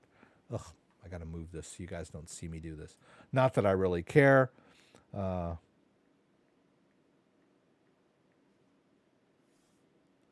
Okay, it worked. All right. So I should have XRP in the trading account now. Let's go home. Oh my God. What have I done? Oh, assets. Here we go. Trading. Now I have XRP. All right. So now what I want to do is I want to transfer that XRP over to the main account. It's not available yet. Is it? Is it there or is it not there? It says there. Let's try that again. Transfer XRP. I get it. From trading to main. Got it. Okay. Sorry. Okay. Now, the main account has XRP. All right. So what I want to do is withdraw it, right? Remember, we're withdrawing it into our Coinbase wallet. We'll copy that into our clipboard. We'll slide back over here. It doesn't really matter. Let's go here. I don't use the phone one that often. I want to withdraw the XRP to that address. I don't need a tag because the Coinbase wallet does not require a tag. So I can, and I'm going to use the XRP network. Let's send it all. They're going to remind me about that tag. I'm going to say, yeah, no problem. Oh my God, I got to do this. Is this going to work? Oh boy, I got to go through all this again. Okay. Woo! All right, there's the trading password. Because you could see me do it on the keypad. You would know what my trading password was. All right, so we're going to slide over to Google. There's my verification code. Copy that into my clipboard. We're going to paste that in here, not here, there. Okay. And now I need my Google Authenticator code. Oh my God. Okay. There's KuCoin. We'll slide back over here. We're going to paste that in there. Click confirm. And it worked. Okay. Hopefully. Trying to do all this stuff on my phone is nerve-wracking. I'm not a phone-centric person. I'm a computer-centric person. But let's go back over to the Coinbase wallet, and we should see the XRP come in at some point in the future. Okay. Where is it going to show up? Is it just going to like be there? It's going to be there somewhere. All right. All right, so we'll just hang for a minute and wait and see if that comes in. Let me go back over here. Actually, why don't we do this? Let's go up here. I can go to KuCoin here, and I can just look at it. Boop-a-doop-a-doo. Whoops. Here. There. That's what I want. I can get to this history. With withdrawal history, we got XRP withdrawal in progress. I could probably do it on the phone. I just don't know where the heck it is. Actually, let's see if we can find it just for the heck of it.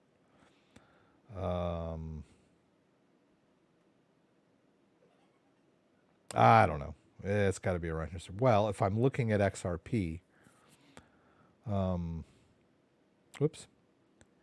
It should say that I have an outgoing here on the phone somewhere.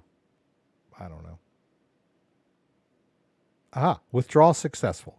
Your withdrawal of blah, blah, blah XRP was successful. Okay, good. Now let's see what's going to happen over here, if anything.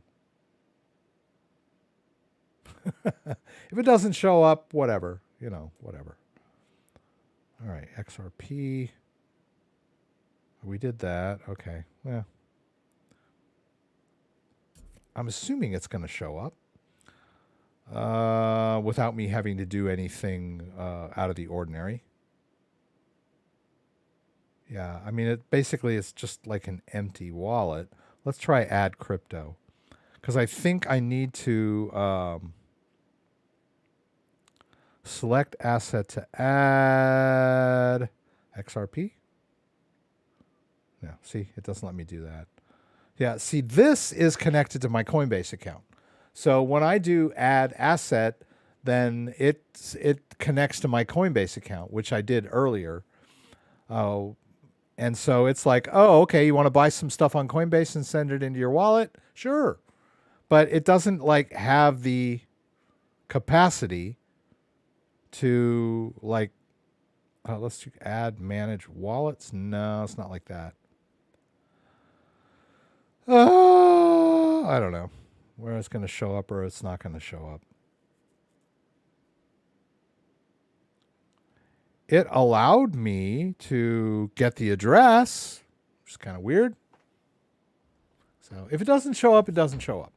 The worst case scenario is I could take the recovery phrase of this wallet when I set it up and import it into a different wallet to recover the XRP. But hopefully it'll show up here and I'll show you how to withdraw it. We'll see. Let's see what happened over in Trezor Suite. Do we get our XRP? Oh, no, we were waiting for XRP. We're waiting for Ethereum, which it showed up. And it looks like it's fully confirmed now. So now I want to play around with Uniswap if I haven't lost you guys yet.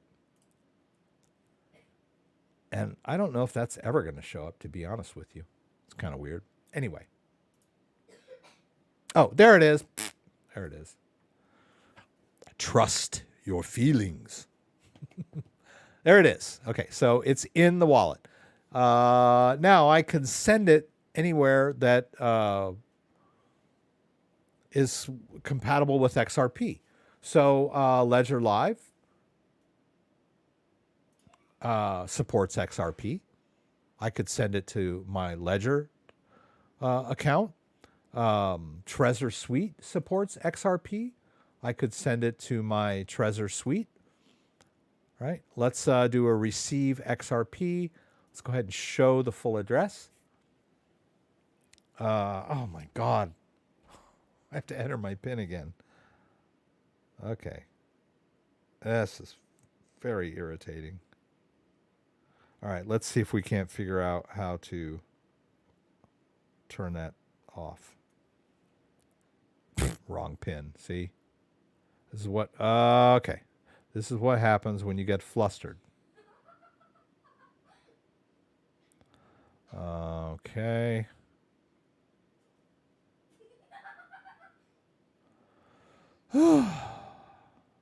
Okay. Good heavens. All right.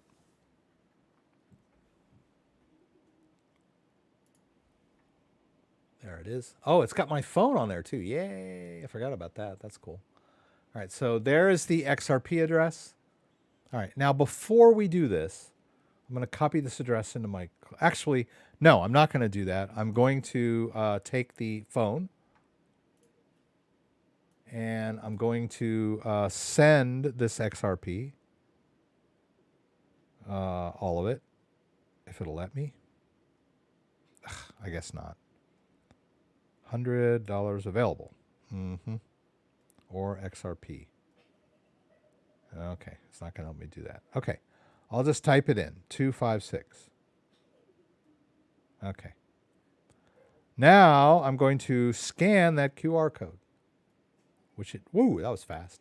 That is the QR code of my Trezor. With that. Confirm. I'm going to lose a little bit. And there was face ID on there.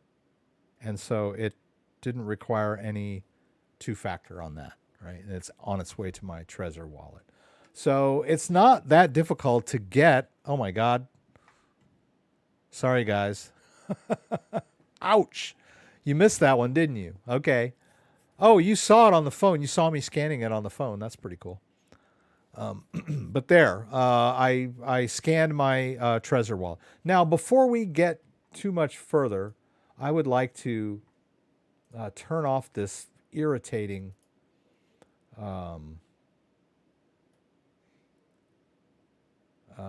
if there's auto lock. Oh, yes, please. Oh, I can't turn it off? All right, 1 day. All right, I'll put it at 1 day. Gotta authorize that. I can deal with that, right? 1 day. See how cool that screen is? Did it come right back into that wallet? No, it couldn't have. Oh, first it received it, then it sent it. Okay. All right. Let's go to dashboard. The XRP has arrived in the Trezor wallet. Yay.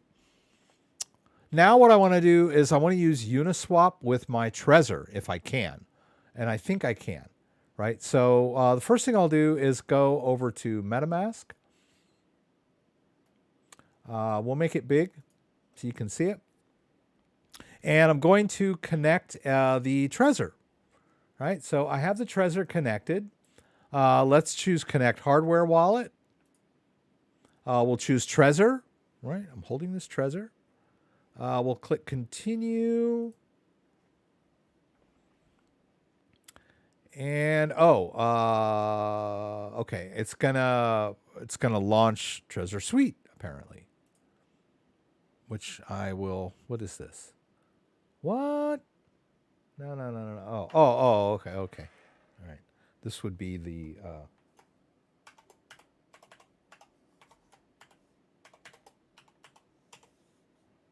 What is it? Why is it making me do this? Oh, come on. Oh, why is it making me do this? Oh, can't I just enter the passphrase on the device? Oh, are you kidding me? What are you making me do here? There is no passphrase. Oh my God. Okay, this is not as easy as I thought it was going to be. Never had to go through all this. Why is it telling me to do this? Huh. Okay. Bizarre. No way am I going to do that. I don't even have a passphrase. All right. Did I do something? Am I an idiot? Okay. Let's see if we can get, let's try this again. Connect a hardware wallet, continue, export public key. Okay. And then it wants it wants a passphrase, and it's like asking me to create the passphrase. So, okay, fine.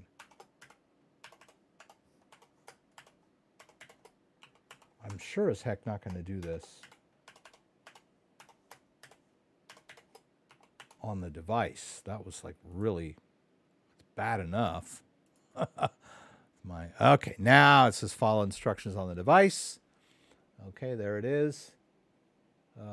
Access wallet, yes. Use this passphrase. Ah, damn it. Damn it, damn it, damn it. Okay, fine, whatever. Oh, life. Okay. So there should be some Ethereum in this account, right? I don't see it. So why isn't it in there? All right. This is messed up. Let's look at this again. Okay, the full address is 9AC. Okay.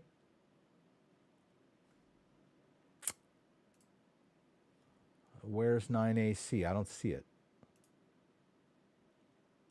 Okay. Ouch. Okay. Fine. I'm not going to be able to do this. Why? I don't understand why I can't access the Ethereum account that I already have on this Trezor. Doesn't make any sense to me. But what do I know? I don't want a test net. Why would I want a test net? No thanks. All right. All right. Well, that's kind of a... all right, fine. We'll use a different method, right? Instead of our Trezor, which was an epic fail, I'll use my ledger, which I'm very comfortable with, which I thought I was going to be able to do with my Trezor. But anyway. I have an Ethereum account here, Ledger 2, and it has some Tether in there. And we're going to use this Tether to make a purchase of some ERC20 tokens on Uniswap, right? So I am self-custodying this Tether. It's not in MetaMask. It's on my Ledger device. MetaMask is just the interface, right? I used the Connect hardware to connect this Trezor device previously, right? Has access to it. All right. So now that I've got the right network and the right account pulled up, I'm going to go over to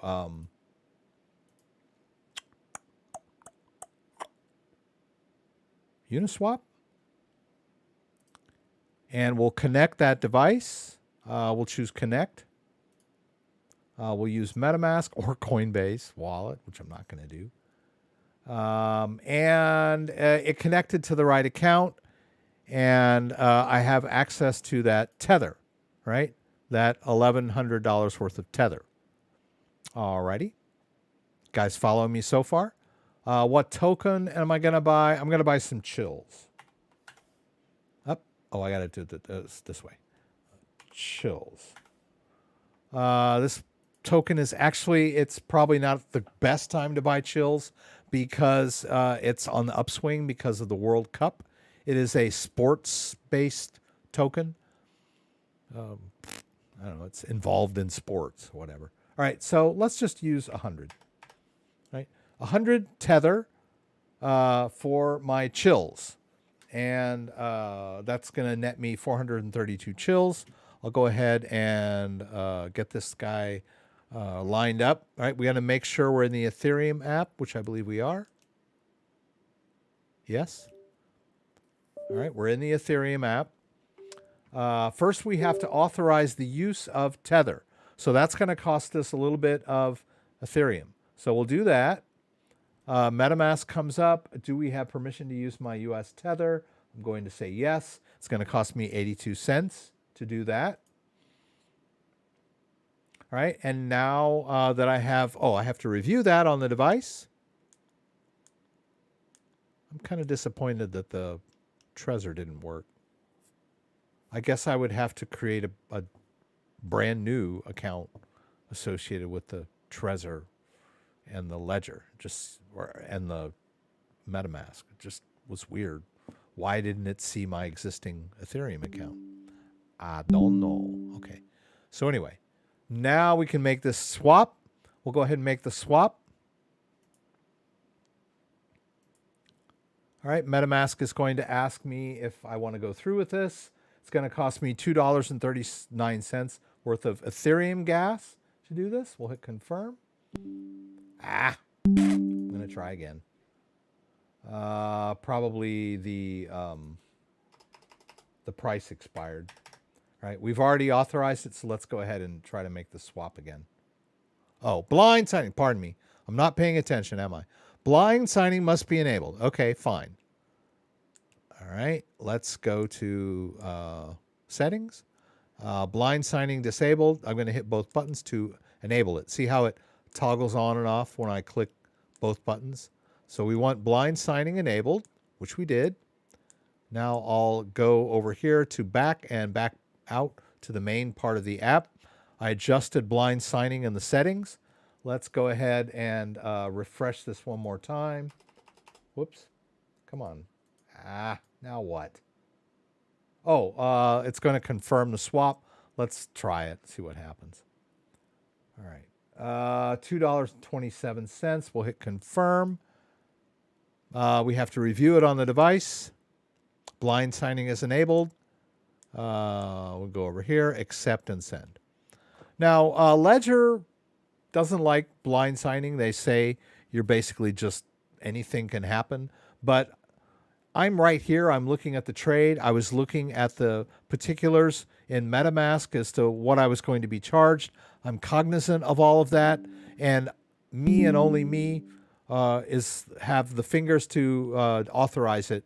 So I'm still using the device as my private key authorization, but it's possible that something could happen with blind signing because I won't see everything, but I saw enough, right? Anyway, they're trying to fix that, but that's one of the... But you can't trade on Uniswap using a ledger without enabling blind signing, so you just have to get over it until they figure out a better way. Right? Now that we've done that, we should be able to see in the wallet the chills. Let me refresh this.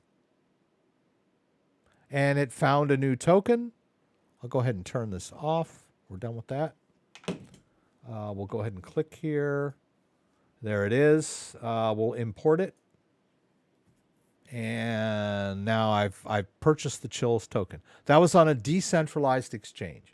Let's go back over to Ledger Live. I bet you we'll be able to see it in Ledger Live. Let's go to Ethereum main. Let's go down here. And Chills. Lo and behold, it shows up in Ledger Live as well. Whew. Man, we had a lot to do tonight. I don't know if I can get through all this. Joe Grand hacked the Trezor. I saw it on YouTube. Believe it or not. I don't know. Maybe I'll believe it. There are ways to hack hardware wallets, but in general, they require a very knowledgeable person that has physical access to the device. So if a very knowledgeable person thought that they would have something to gain by breaking into my house and stealing my device, then that's a possibility. But that very knowledgeable hacker that knows how to hack a hardware device, if he has it in his physical possession, would need to know where I have it hidden. And they would have to get past the dog and my shotgun. So the very knowledgeable person that knows how to hack hardware wallets would probably think better of breaking into my house to steal my Ledger device, even if he knew where it was. So yes, it is possible to hack these hardware devices, but these hardware hacks require the person to have physical access to the device, right? So yes, they are quote unquote hackable, but these are very, very slim attack surfaces, and they require a very slim set of circumstances to make it possible, right? So a lot of hackers out there will hack the device and say, oh, look, this device is hackable, which, okay, it is, but you have to get it in your hands first. What do I think of Yubico key? I like Yubico. It's okay. The only thing it suffers from is the fact that if you lose it, you're kind of screwed. Although I think there are ways of backing it up. I have a Yubico key. It's basically a two-factor authenticator that's hardware-based, right? You plug it into a USB port, and then you have to touch it when you log in as your two-factor. It suffers from that same support issue. Not every website and cryptocurrency exchange supports YubiKeys, although I know Kraken does. Coinbase might, I'm not sure. I haven't tried in a long time, so we'll see. The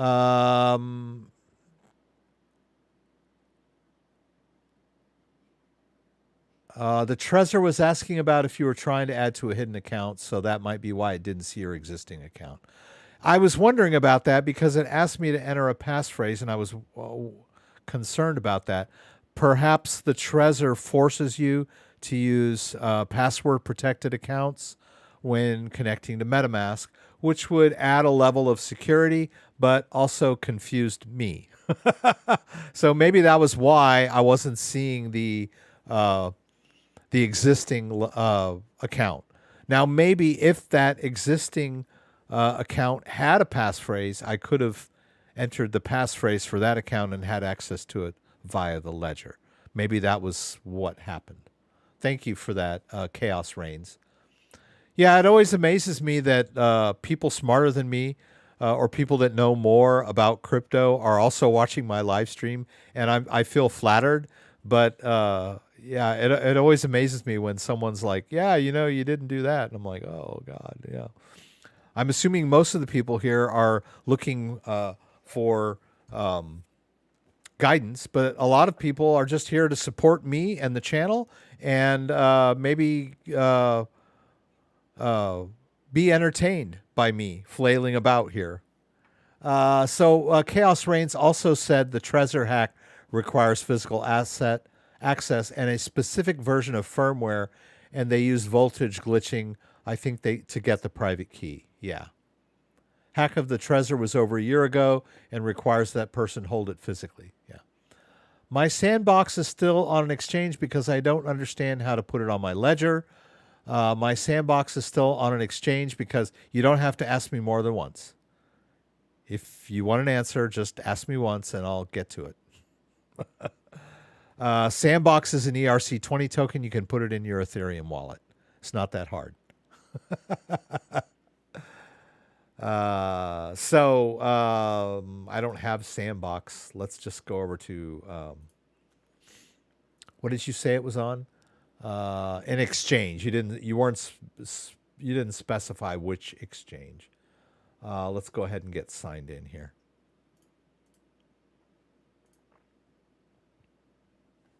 But that's okay. We're almost out of time, but I'll just do that sand thing real quick. There was some other stuff I wanted to do, but I didn't get to it. Whoops.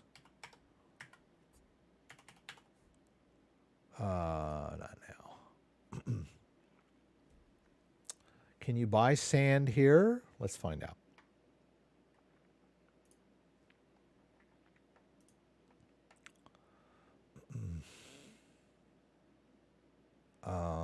Yeah.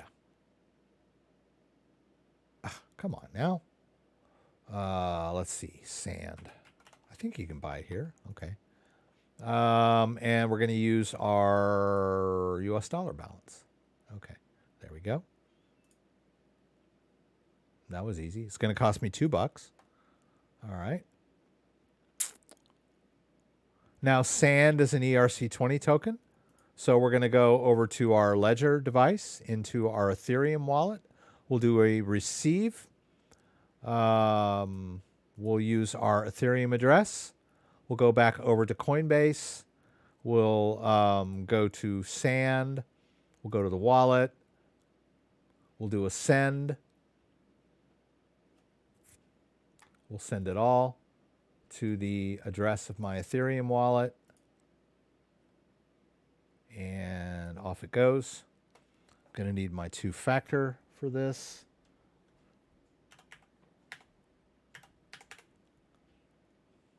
I'm glad that someone was here that has used the ledger with MetaMask before. I was really like freaked out when I tried to. I was doing it on the fly. I'd never used a Trezor with MetaMask before. I thought I had. I was just wondering why it was asking me for the passphrase or a passphrase. So yeah, I probably entered a secret passphrase protected part of the wallet. Ugh. Anyway. Okay. Okay, JDO, good to have you. Thanks for answering questions to people that I didn't get to. If I didn't get to your question tonight, please send me an email at thecryptodad@gmail.com. It's down in the description below. Thank you, everyone that was here helping me. And there was stuff that I didn't get to. Someone last week wanted me to transfer some Shiba Inu from Uphold. I didn't get a chance to do that, but I can do that next week. We played around with some of these other third-party wallets. If I didn't get to your question, I apologize. I get caught up sometimes. I didn't get to HBAR, but please shoot me an email. It's down here in the description if you need it. Thecryptodad@gmail.com. So I'm going to go ahead and sign out for this week. Don't forget, I do this every week. Please join me again for the live stream from Michigan, where you can throw out questions, and I'll do my best to get them answered. Hope to see you there. If you like this video, give me a thumbs up. If you'd like to subscribe to my channel, I would appreciate it. When you subscribe, there's a little bell that you can click that will allow you to be alerted whenever I post new content. Once again, thanks for joining me, and hope to see you again soon. I think I'm still in the stream. I forgot to complete that transition for those of you who are still in here. That sand did arrive in my Ledger wallet, right? Based on just using the Ethereum address. Sand is supported by Ledger Live, so all I really needed to do was transfer the sand using my Ethereum wallet main address, right? All we did was get the address of the Ethereum wallet. And so it doesn't matter what exchange you have sand on, the process would be the same, right? Just get the address of your Ethereum wallet, go make your withdrawal to that address, and your sand will be on your ledger. It's an ERC20 token, so it fits right into your Ethereum wallet. I hope that clears that up. Anyway, I'll go now. I just wanted to jump back in and complete that last little thing I was doing. I was in a bit of a hurry. So see you guys next week, and thanks for watching.